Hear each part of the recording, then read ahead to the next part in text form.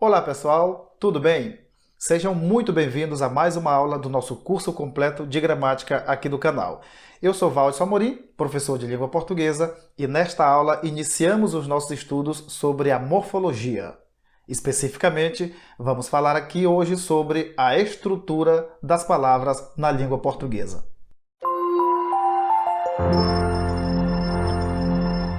A morfologia na língua portuguesa é a parte da gramática que estuda basicamente três coisas, três temas.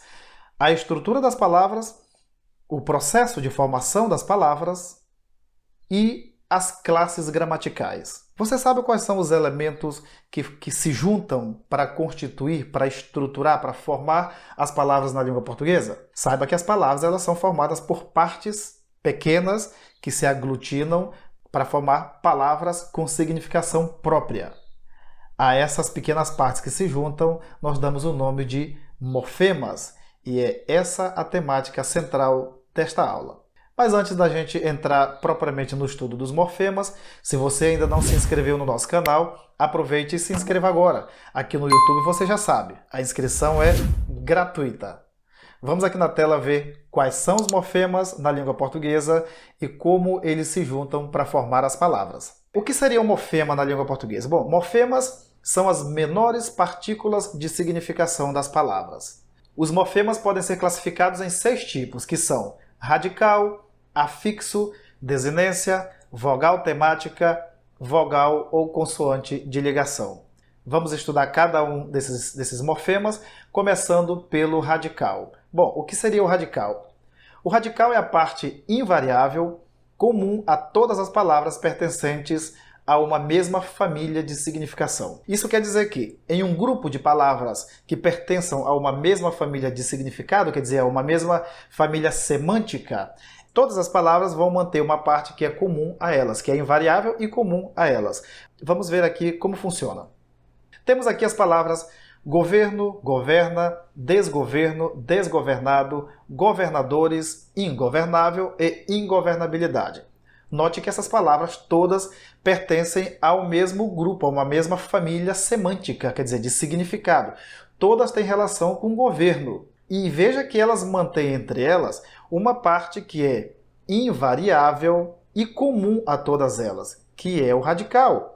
Qual é a parte que é invariável nessas palavras? Aí está, é govern, da letra G à letra N. Essa parte é invariável, quer dizer, ela não muda e pertence e é comum, quer dizer, a todas essas palavras. Então, a essa parte damos o nome de radical. Temos aqui mais um grupo de palavras: vidro, vidraça, envidraçar e vidreiro. Note que essas palavras todas pertencem a uma mesma família de significado e todas têm relação com a palavra vidro. E qual é a parte invariável e comum a todas essas palavras? Aí aparece do V ao R, vidre. Então, a essa parte invariável e comum a elas, damos o nome de radical. Vamos ver aqui mais um morfema que se chama afixo, ou afixos, né? O que são os afixos na língua portuguesa? São morfemas que se juntam ao radical e são capazes de mudar o sentido do radical a que são anexados. Existem 2 tipos de afixos na língua portuguesa, que são o prefixo e o sufixo. Olha, o prefixo são os afixos colocados antes do radical das palavras. Para que você compreenda e não se confunda. Nós temos o morfema que é chamado de afixo. Esse morfema afixo se divide em 2. Se colocado antes é prefixo, se colocado depois é sufixo. Mas vamos ver aqui detalhadamente um por um. Então veja, os prefixos são afixos colocados antes do radical das palavras. Por exemplo, desgoverno, infeliz e amoral. Nós temos a palavra governo, eu coloquei des para formar desgoverno, isso é um afixo. Como ele está colocado antes do radical, ele se chama de prefixo. Eu tenho a palavra feliz, coloquei nela esse in, que é um afixo. Como esse afixo está colocado antes do radical, a ele damos o nome de prefixo. E assim funciona também com amoral. O A é um prefixo. E os sufixos são os afixos colocados depois do radical das palavras. Como exemplo, temos aí as palavras lealdade, dentista e boiada. Veja na palavra leal, eu tenho leal e a ela eu acrescento dade, que é um afixo.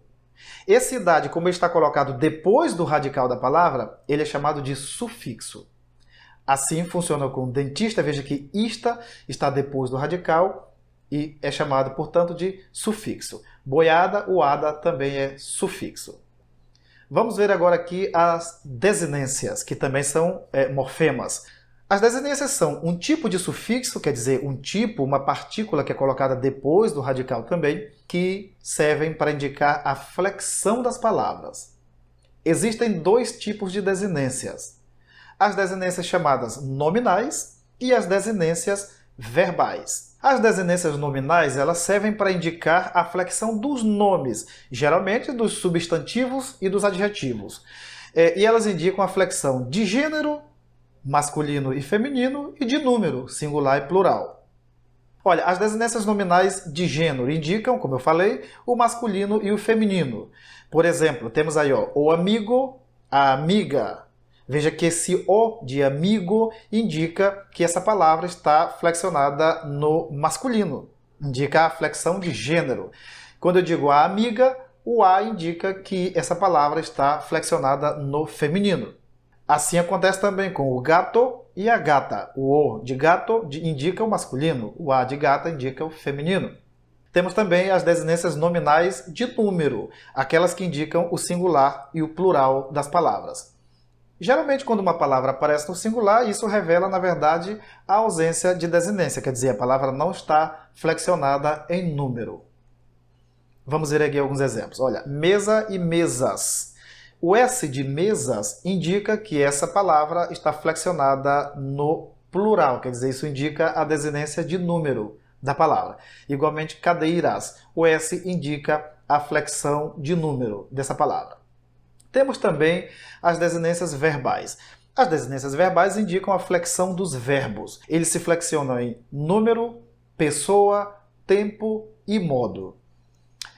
Vamos ver aqui quais são essas desinências. Olha, as desinências verbais número pessoais indicam se a palavra está no singular ou no plural e indica também se o verbo está flexionado na primeira, na segunda ou na terceira pessoa.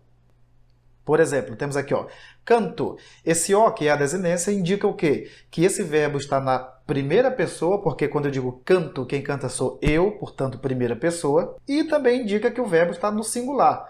Então, indica a primeira pessoa do singular. Por isso que é uma desinência chamada desinência número pessoal. Número singular, pessoal, indica que está na primeira pessoa. Temos também o verbo cantam, o mesmo verbo. Quem cantam? Eles ou elas, terceira pessoa. Está no singular ou no plural? Está no plural. E quem indica isso? É a desinência verbal que indica que o verbo está conjugado na terceira pessoa do plural. Temos as desinências também modo-temporais, que indicam o modo se o verbo está no indicativo, subjuntivo ou no imperativo. E temporais, quer dizer, indica o tempo, se o verbo está no presente, no pretérito, que é a mesma coisa que passado, ou no futuro. Por exemplo, temos aqui, olha, cantava. Tomamos o mesmo verbo cantar. Cantava. Esse verbo está no presente, no passado ou no futuro? Está no passado, quer dizer, no pretérito. Está no modo indicativo, subjuntivo ou imperativo? No modo indicativo. Isso é indicado pela desinência vá. Então, cantava é um verbo que está no pretérito imperfeito do indicativo. Depois temos cantasse.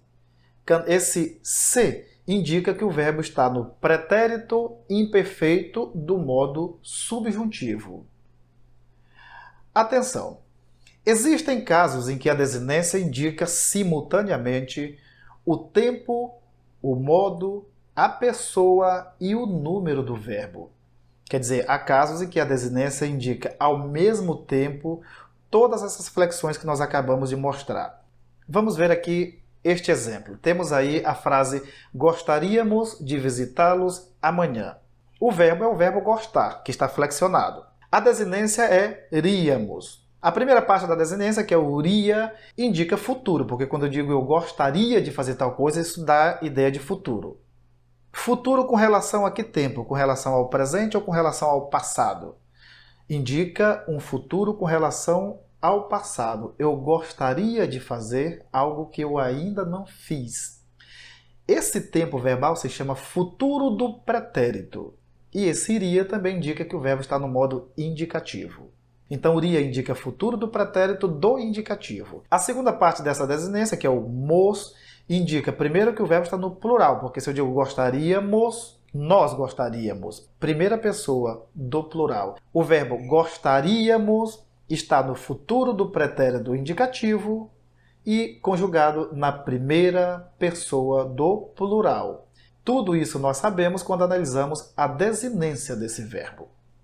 Vamos ver aqui um quarto tipo de morfemas, que são chamados de vogais temáticas. O que são as vogais temáticas? Olha, nos verbos é a vogal que se situa entre o radical e a desinência, ligando-os para formar o tema. Então, vogal temática é aquela vogal que se situa entre o radical e a desinência. Se junta ao radical para formar o que nós chamamos de tema, que nós vamos ver na sequência. Vamos colocar aqui um verbo, o verbo cantar, e analisar qual é a vogal temática.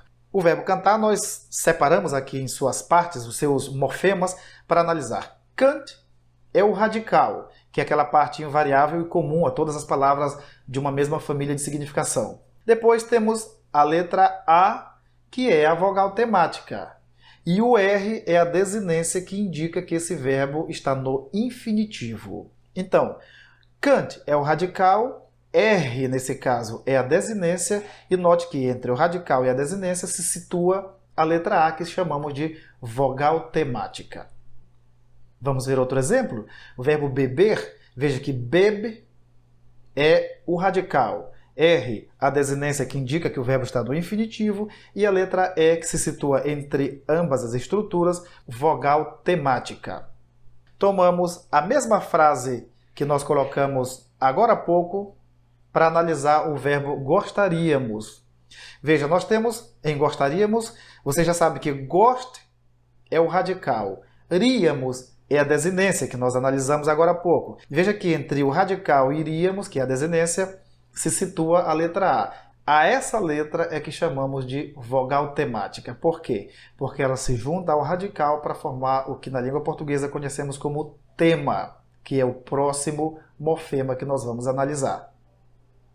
Antes de analisarmos o tema, veja uma coisa. As vogais temáticas, elas são responsáveis por indicar as conjugações às quais pertencem os verbos. Você sabe que na língua portuguesa os verbos pertencem a 3 conjugações. A primeira, segunda e a terceira. Quem é que indica a conjugação dos verbos na língua portuguesa? É justamente a vogal temática. São 3 as vogais temáticas relacionadas com os verbos. A letra A, quer dizer, a vogal temática A, indica que o verbo pertence à primeira conjugação. Por exemplo, cantar, falar e estudar. A vogal temática E indica que o verbo pertence à segunda conjugação. Beber, fazer e entender. E a vogal temática I indica que o verbo pertence à terceira conjugação. Sair, partir e imprimir.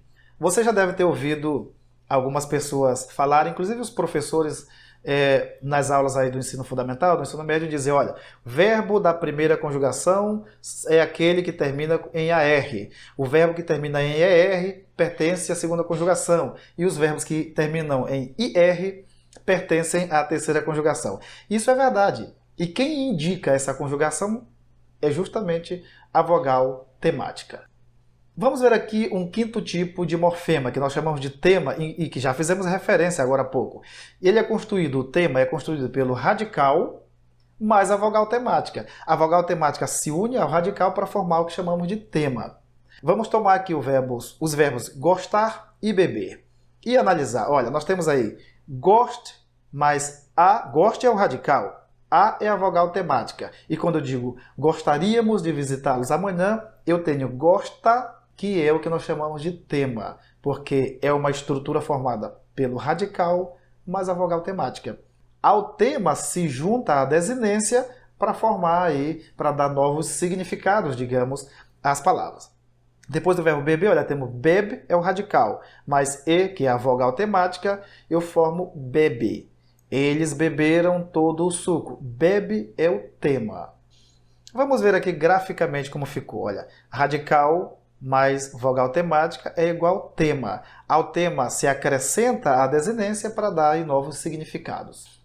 Vamos ver aqui o sexto e último tipo de morfema, que é vogal ou consoante de ligação, que são morfemas que se acrescentam às palavras por uma questão de sonoridade, de eufonia. Pessoal, eufonia tem relação com som, quer dizer, eufonia quer dizer som agradável, um som harmonioso. Então, a vogal de ligação ou a consoante de ligação são letras que se juntam às estruturas das palavras para que o som da pronúncia seja um som mais agradável, mais harmonioso. A eufonia, digamos que seria uma sequência de som produzido pela junção de alguns fonemas, para dar uma harmonia na pronúncia, na fala, para melhorar a sonoridade.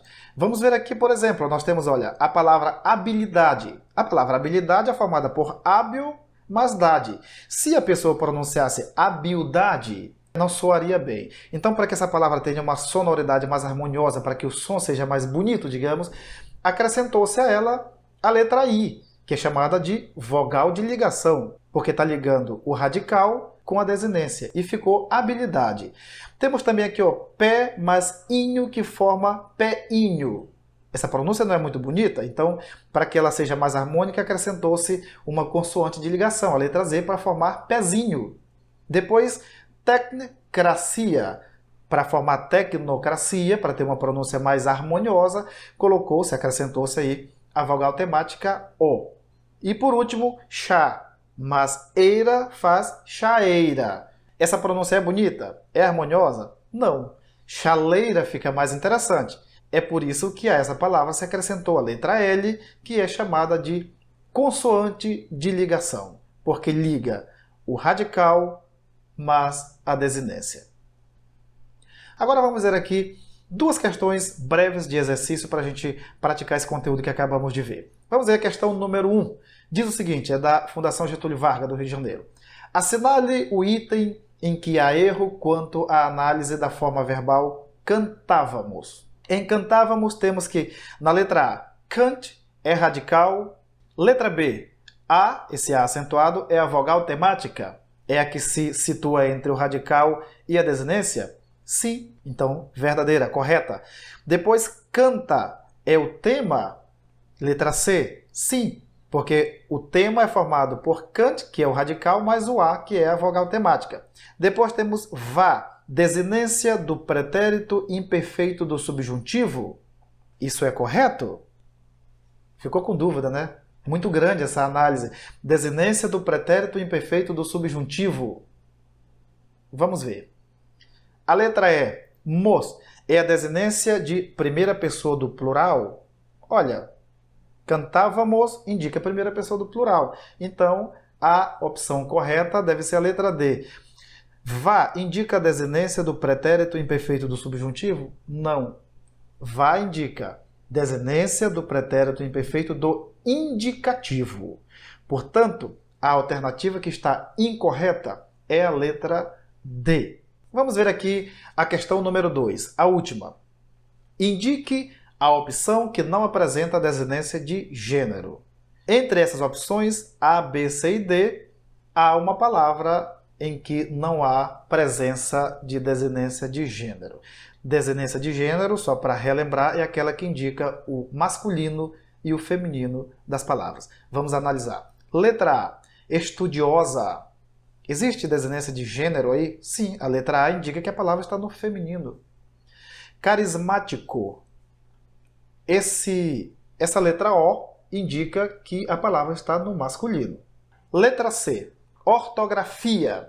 Existe desinência de gênero em ortografia? Não.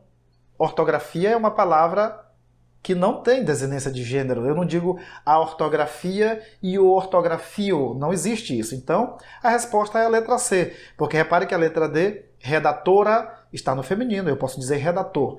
A opção correta, neste caso, é a letra C, ortografia, porque essa palavra não tem desinência de gênero.